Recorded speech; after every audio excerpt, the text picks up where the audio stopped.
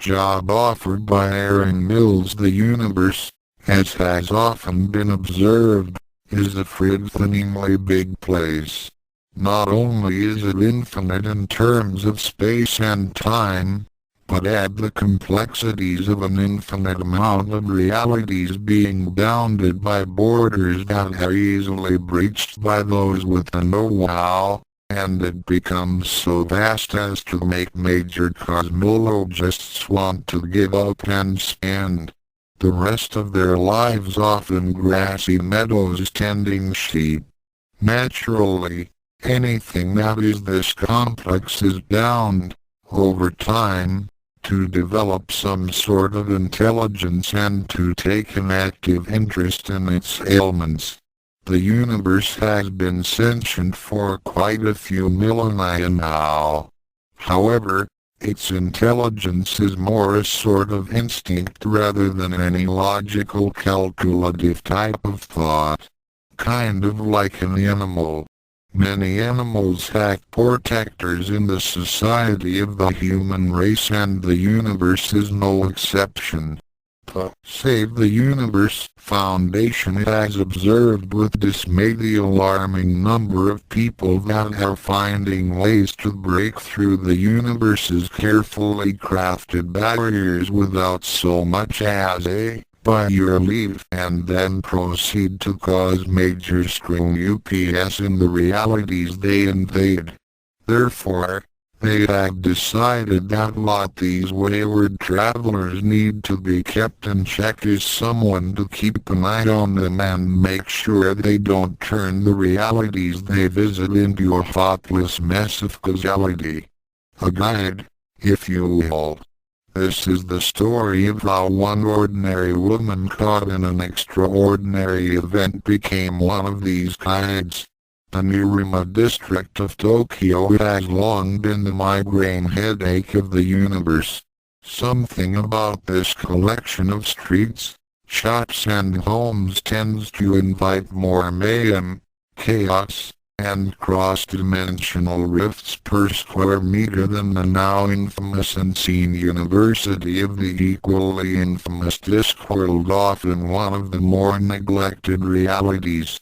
It, therefore, seemed logical that the guide for Nerima be one from a Nerima where things had settled down somewhat. Reiko Tsereba, lead of the Tokyo police, tossed her shoulder-length black hair and sipped her tea while looking out the window of Ukens. It had been nearly 2 months since the death of Yukai Kwanji and 3 weeks since Ranma Saotome's unsuccessful attempt to bring her back from the dead. During those 3 weeks, Reiko had not had the best of luck. The police, deciding in the way of all bureaucratic organizations confronted with something they don't understand, had buried the incidents surrounding Yukai's death and the battles with the malevolent key spirit that had robbed her of her life.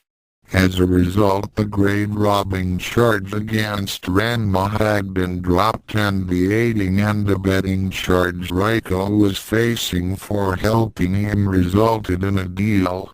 The Tokyo PD dropped the charges and Reiko tendered her resignation. Case closed. Less than I really can't blame them, no comma greater than she had thought at the time. Less than if one of my officers came to me with some wild tale about a soul-sucking key spirit, I probably wouldn't believe it either. Greater than Reiko sighed and looked at the clock. 11:30. Her resignation would be final at noon. Is everything all right, Reiko-san? Akan asked, coming from the back of the store. Reiko was startled out of her memories and looked at the younger girl. Yes, everything's fine, Akan. The disgraced officer replied. As fine as it's going to get, anyway. I'm sorry you lost your job, Akan said. It's all our fault. No, it isn't. It isn't anyone's fault. Just like it isn't Yukai's fault for dying when she did. Reiko glanced at the portrait of Yukai hanging on the far wall. It's alright. I'll still tag my memories. And this. She reached under her jacket and produced a .45 automatic pistol. She removed the clip and placed it on the bar. Akan's eyes widened. They let you keep that? They had no choice. Reiko said. It's mine. It belonged to my father when he was on the force. He left it to me after he died. He must have been proud of you. Akan said. He was. But not as proud as he would have been if I'd been his son, instead of his daughter. He always wanted a boy. Anyway, I thought that I'd make him proud of me by becoming as good an officer as he was. He always thought I'd make captain one day. So did I, but now, what will you do?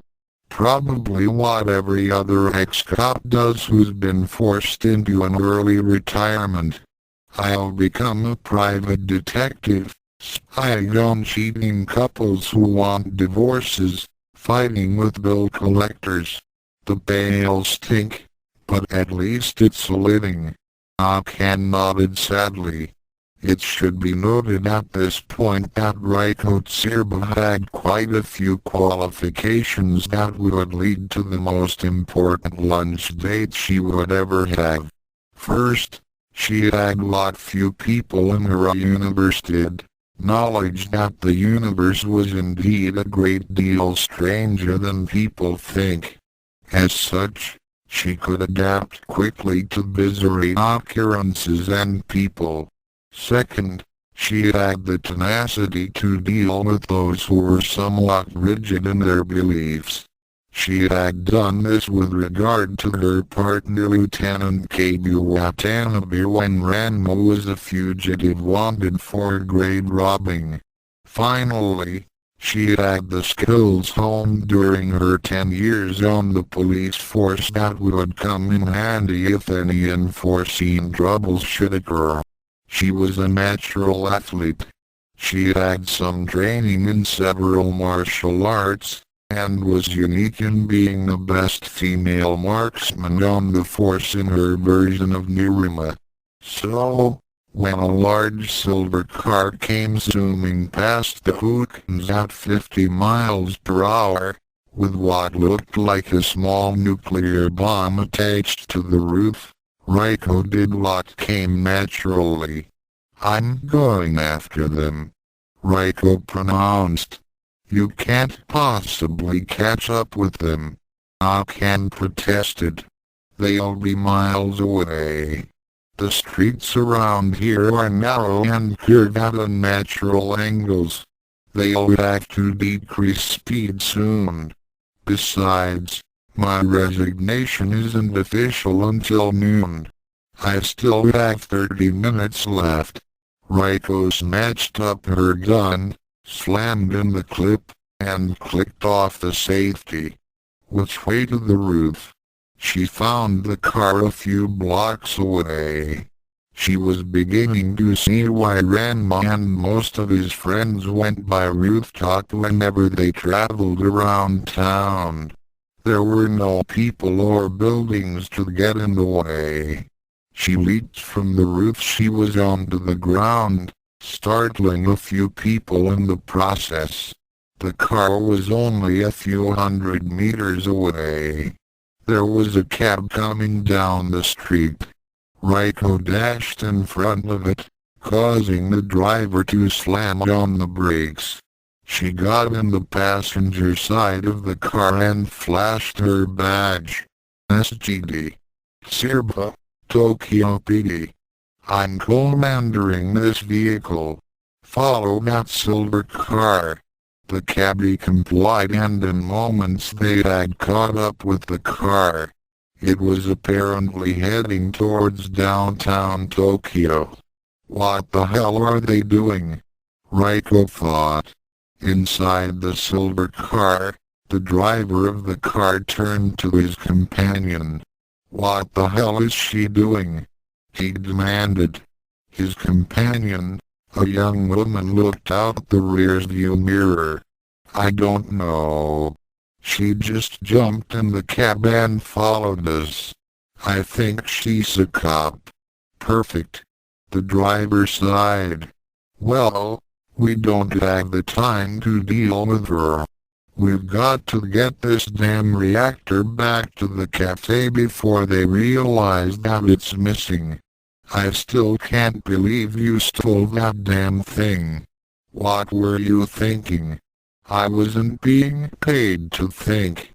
I was being paid to steal the thing, strap it to the car and tear around the streets here for an hour, then bring it back. You got paid. What the?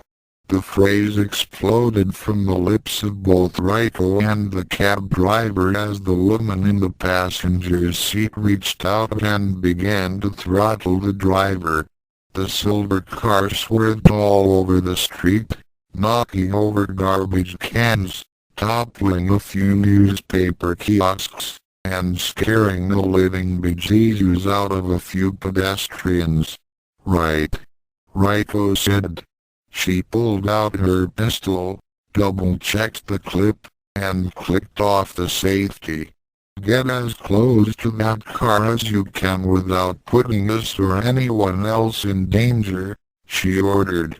The cabbie nodded and was about to put the pedal to the metal, when he saw Reiko pull her hair back, secure it with a rubber band, and lean dangerously out the open window of the cab. What the hell are you doing? The cabbie asked. I'm going for the tires, Reiko responded. Now shut up and drive. Reiko blinked back the tears caused by the wind streaming over her face. She leveled the pistol with her right hand and used her left to steady it. Soon she felt the trance take over. The trance was how Reiko described the feeling that came over her when she knew a shot was going to hit exactly where she wanted to. The world seemed to cease existing. Sounds, smells, everything faded into the background. There was only her, the gun and the target. She waited until it felt just right, and squeezed. The rear driver's side tire exploded. The car began swerving even more crazily than before. It was obvious that what little control the driver had over the vehicle was now long gone. Get out of the way! Reiko yelled to the pedestrians on the street. The car did a 180-degree turn, flipping itself onto the driver's side in the process, and proceeded to slide another 50 meters before coming to rest against a storefront. In the distance, sirens could be heard. The cab pulled to a stop, and Reiko leaped out of the car. She flashed her badge to the growing crowd. Tokyo Police. Stay back. She walked up to the car cautiously, her gun at the ready. She called to the occupants of the car. This is Sergeant Tsereba of the Tokyo Police Department. Step out of the car and keep your hands where I can see them. Nothing happened. Reiko frowned and stepped closer, ready for an attack. You have until the count of 3. Then I'm coming in after you. 1. Silence. 2. There was a sound of movement in the car. Reiko tensed. 3. She charged forward, keeping low, then leaped up to the upturned side of the car and pulled open the passenger door. She stared for a moment in shock at what she saw. What the hell? The car exploded in a flash of blue light. The assembled crowd threw their hands over their eyes in pain. After a moment the blaze faded, revealing nothing. There was no car, no debris, no bodies mangled beyond all recognition. Only the damage to the street itself and a pair of skid marks even indicated that a car had ever been there. In the distance a clock struck noon. End of Act I. Reiko tried to see through the haze of her vision, trying to make sense of the colors and sounds that were assaulting her. After a few moments the images formed into a crystal chandelier hanging from a ceiling, and the sounds became voices. Dop dop dop. Sure she's going to be alright? Yes, perfectly. The force shield I installed in the reactor kept her from being lost in the time stream and suffering any permanent ill effects. Surely you must have realized how dangerous that course of action was, Doctor.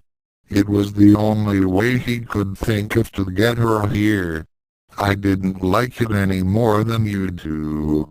Excuse me, Doctor, but your table is ready. Excellent. We can continue this discussion over lunch, Ambassador. Come along, Jennifer. David, don't you think we ought to stay with her? Believe me, David, things are going to be confusing enough for her as it is. Let's not complicate the situation. If you say so. After the voices had left, Reiko groaned and sat up. She instantly regretted it. Her head hadn't felt like this since the morning after her high school graduation when she found herself buck naked at the top of Tokyo Tower with a cow and an unconscious Mormon missionary. Talking her way out of that had been fun. Anyway, she appeared to be in some sort of reception area of what looked like a posh restaurant. There was a sofa, a reservation desk and a six-armed gorilla in a tuxedo looking at her with faint disapproval. Excuse me, madam, but do you have a reservation? The voice sounded familiar. Reiko had heard it before on some old records her old roommate had brought from England. What was the guy's name? Please, madam? Reiko realized that she hadn't answered the ape. She struggled to her feet. Just a second, she said. After making sure her legs would support her weight, she straightened her clothes and took the rubber band out of her hair. Now, what was that again? She asked, studiously ignoring the fact that she was talking to a six-armed ape with a tuxedo and a British accent. May I have your name, please, madam? The ape asked, a bit exasperated. Reiko Tsereba. The ape gestured her over to the reservation podium and glanced down the list. T.T single quote S.T.S.T.S.E. Here we are. Tsereba, Reiko, lunch date with Mr. Laszlo, West Wing, the Albatross Room. Does madam require an escort? That would be nice, seeing as how I've never been here before. Most certainly, madam. Oh, Ed. A large shaggy pile of purple fur bounded out of nowhere to the podium. Ed, would you kindly show Miss Tsereba to her table? She's having lunch with Mr. Laszlo. Ed made no sound but shivered in a bizarre sequence of shakes. I know you don't like Mr. Laszlo, Ed, but liking the customers isn't what you're getting paid for, is it? Now, kindly show Miss Tsereba to her table ... or do I have to get Mr. Job in here? This was the first time Reiko had ever seen hair stand on end, without apparently being attached to anything. The aide turned to her. I'm terribly sorry for the delay, madam.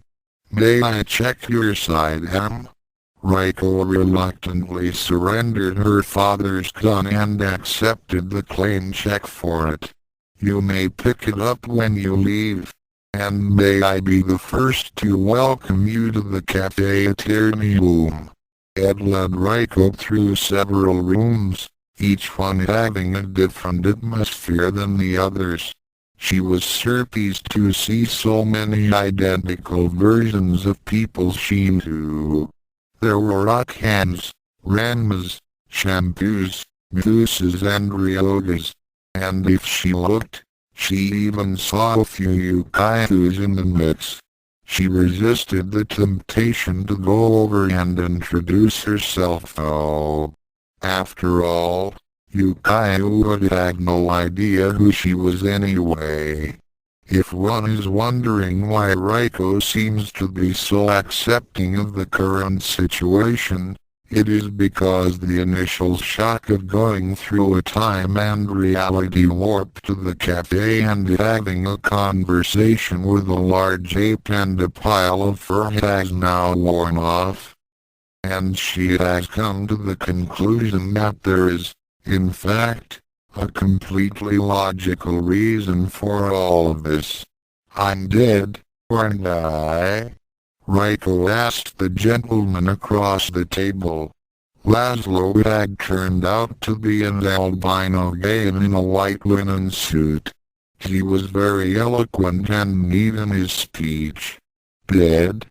Laszlo repeated. No, of course not. Whatever gave you that idea? Well, the fact that I'm seeing things here that couldn't possibly exist for one, as well as multiple copies of people I know. Now, I'm not much on religion, but it seems like the only place for this kind of thing to happen is in the afterlife.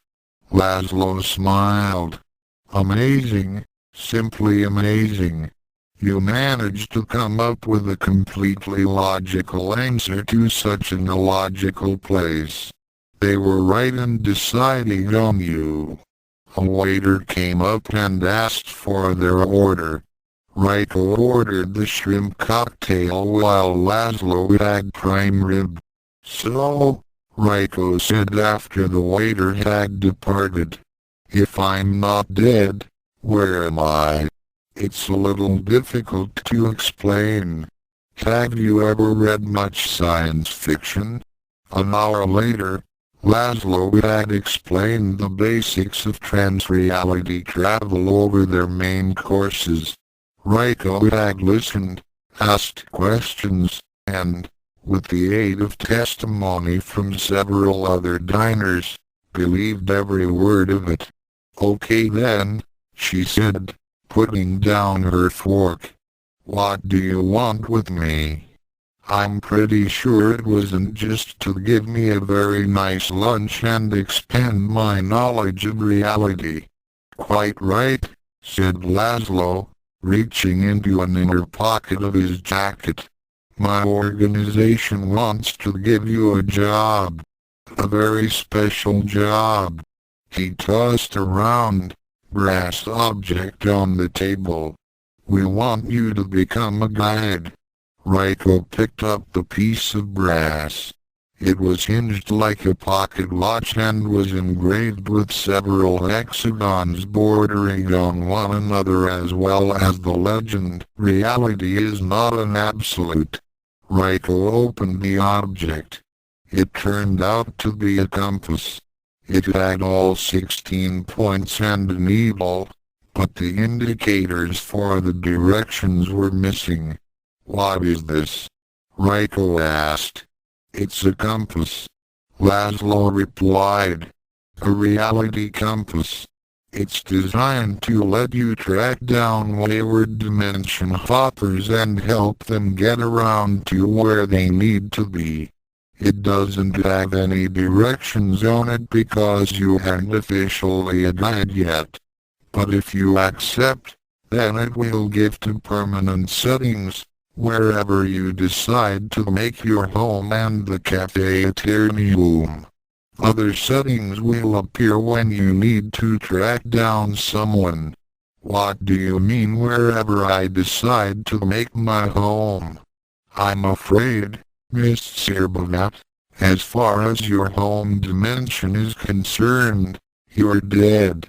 I'm afraid Jennifer and David weren't as careful as they should have been when I asked them to bring you here. Okay, I'm willing to accept that. It was a pretty big flash of light. Probably scared the hell out of the crowd. But I've still got more questions. For instance, why me? We saw your handling of the key spirit that had killed Yukai Kwanji in your home universe. We also saw how you were unjustly forced to resign. We consider being a private investigator to be a waste of your talents when they could be made full as a guide. Exactly who do you work for, Mr. Laszlo? I am a member of an organization called the Save the Universe Foundation, similar to the Save the Whales campaign on Earth. We are looking to protect the universe from those who would either accidentally or purposefully attempt to change other realities for their own ends. Sounds like a very noble goal. How successful are you? There was a slight problem some years ago with a group of megalomaniacs that attempted to become an immortal being with godlike powers, but we managed to straighten them out. And then there is that fiasco in Washington, D.C., but that is being sorted out as we speak. By and large, however, we tend to keep things relatively stable. So I would suppose you'd call us a successful enterprise. It was time for the big question. What would the job entail? The deal was fairly straightforward. It seemed that every so often, a group of dimension hoppers managed to make a total ass out of every reality they visited. Whenever this occurred, she was to meet them at the cafe and proceed to help them around the realities until everything was put right again. She would be exactly what the title was, a guide. Well, Miss Tsereba, what do you say? Reiko thought for a moment about everything she had seen and heard. It seemed crazy, but she was convinced that it was all true. And if Laszlo was to be believed, she had nothing to go back to anyway. Sure, she answered. The beginning.